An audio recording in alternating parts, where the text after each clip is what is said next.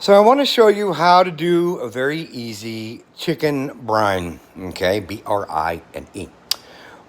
What a brine is usually comprised of salt, sugar, and water.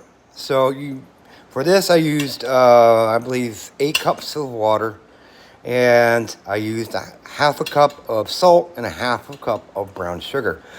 Without the chicken in there, you bring that water to a boil and add the salt and sugar and any herbs and spices that you want to add. You can add fresh garlic, powdered garlic, onion. You can add anything you want to flavor this out.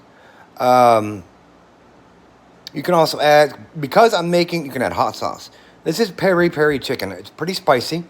So it's been marinated for a very long period of time. Actually, it was pre-marinated when it came from Wild Fork.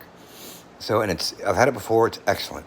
And so I put in ice to get the brine to cook down, okay, or just cool down. And then I have the chicken in here right now, and I'm going to let that marinate for about an hour and a half. I'll put it in the fridge, of course, after the video. Brining adds moisture and flavor to any poultry or any wild game, and really any meat. I make adjustments for pork and beef and things like that, and you can brine for a couple of days if you so wish. Around the holidays, a lot of people will brine a turkey. Now you're going, no, it won't fit in there, and you're right. For a big turkey, the best way to brine one is to go to the store, go with a Dollar Tree or Family Dollar, whatever's near you, and buy a cheap kitchen garbage can, okay? And make your brine in there. Boil your water, get it to room temperature, and put it in there. It's going to take a couple of these, obviously, to cover the turkey, but remember, just don't put the turkey in hot water. And citrus is another great thing to add in here because it's an acid.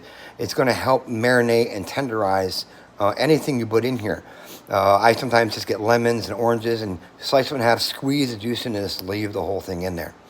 And it adds a nice citrusy note to it, and it works really, really well.